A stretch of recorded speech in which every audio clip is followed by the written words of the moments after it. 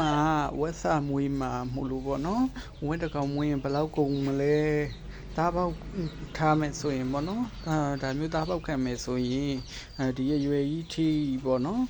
ဒါမှမဟုတ်ရင်လည်းဆက်ဆောက်မတန်းသားပေါက်တဲ့ထိဘယ်လောက်ကုန်မလဲဘယ်လောက်ထိစုထားမလဲလို့ပြောတဲ့ညီကိုတွေကိုကျွန်တော်ဒီစာလေးနဲ့ပြောချင်ပါတယ်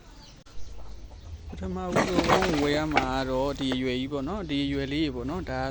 သားခွဲရွယ်လို့ခေါ်ပါတယ်ပေါ့နော်ဒီရွယ်ကိုပုံရင်ဝယ်ရမယ်ပေါ့နော်ဒီရွယ်ဝယ်မယ်ဆိုရင်တော့ကျွန်တော်စီမှာတော့ဒီတကောင်ကို3သိန်းခွဲရောင်းပါတယ်ပေါ့နော်3သိန်းခွဲနေရာဒေသပေါ်မူတည်ပြီးဈေးတွေလည်းမျိုးတော့ကွာသွားနိုင်ပါတယ်ပေါ့နော်ဟုတ်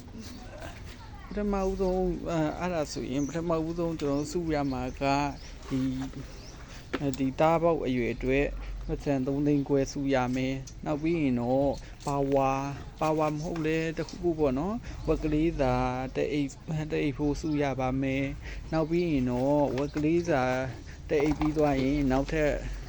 ပါဝါကျွေးနေတဲ့လူဆိုရင်3735ပေါ့နော်950ကျွေးနေတဲ့လူဆိုရင်951ပေါ့နော်အဲ့ဒီနှစ်အိတ်ဖို့စုရပါမယ်ဒီ950ရေ951ရေဒါမှမဟုတ်ရင်လည်းပါဝါရေ3735ရေအဲ့နဲ့ကျွေးပြီးရင်တော့ဝက်ကလေးရာဒီအနောက်ဘက်ဆုံးကဝက်အရွယ်ဖြစ်ပေါ့နော်ဒီရှေ့ဘက်ဆုံးကဝက်အရွယ်ဖြစ်ရောက်သွားပါလိမ့်မယ်ပေါ့နော်ကိုယ့်ရဲ့ပြုစုတဲ့ပေါ်မူတည်ပြီးတော့ဝက်ကလေးတွေကတော့အကြီးအသေးกว่าပါမယ်ပေါ့နော်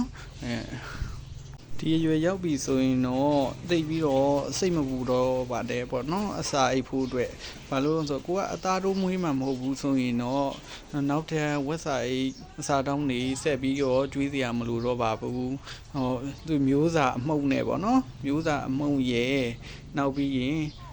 ကိုယ်စီမှာတက်နိုင်တဲ့ကစွန်းရွက်ရှိရင်လည်းကစွန်းရွက်နဲ့ပေါ့နော်ဆင်းပြီးရင်အိမ်ဒီမှာလိုက်ပြီးတော့ပေါ့နော်တက်နိုင်သမျှတော့ဝက်သားမစားတဲ့အိမ်ကိုချပါတော့ဝက်သားမစားဝက်သားမပါတဲ့အိမ်ကဝက်စာကိုယူဝက်စာရေစိုးယူပြီးတော့ကိုယ့်မျိုးစာလေးနဲ့ရောပြီးတော့ကစုံရွက်နုနဲ့ပါနဲ့ဆင်းပြီးတော့ပုံမှန်ကျွေးသွားနိုင်ပါတယ်ခင်ဗျာပုံမှန်ကျွေးပြီးအဲ့လိုပုံမှန်ကျွေးသွားပြီးတော့6လဒါမှမဟုတ်ရင်6လလောက်နေ6လဒါမှမဟုတ်9လ10လပေါ့နော်အဲ့အတွင်းသားတောင်းပါလိမ့်မယ်6လမှာသားတောင်းမယ်ဆိုရင်တော့သားမတင်သေးပဲနဲ့တခါကြော်လိုက်ပေါ့နော်21ရက်လောက်နေဒုတိယကြိမ်ထပ်တောင်းပါမယ်အဲ့ချိန်မှာသားတင်လိုက်ပါသားတင်လိုက်မယ်ဆိုလို့ရှိရင်ဟုတ်သားတင်ပြီးတော့နောက်ထပ်4လလောက်ကိုဝင်ဆောင်4လ3လ3ပတ်3ရက်ပေါ့နော်အဲ့လောက်ကိုဝင်ဆောင်ပြီးတာနဲ့ဒီအရွယ်ရောက်သွားပါလိမ့်မယ်ဒီအရွယ်ရောက်ပြီဆိုရင်တော့ဒါမတန်းအရွယ်ဒါဆိုရင်မွေးတော့မှာပေါ့နော်အဲ့ဒါဆိုရင်တော့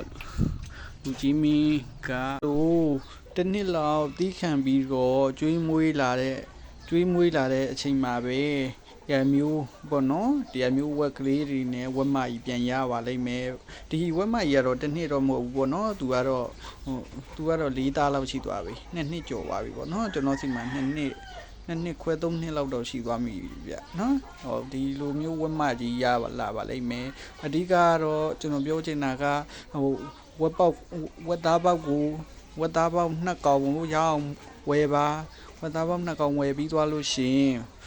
ဝက်စာအိတ်2အိတ်အငယ်သား2အိတ်ချောင်းကျွေးပါကျွေးပြီးသွားလို့ရှိရင်တက်နိုင်သမျှကိုကရေစိုးတွေတဲပြီးတော့မျိုးစာနဲ့ကျွေးပါနော်မျိုးစာနဲ့ကျွေးပါ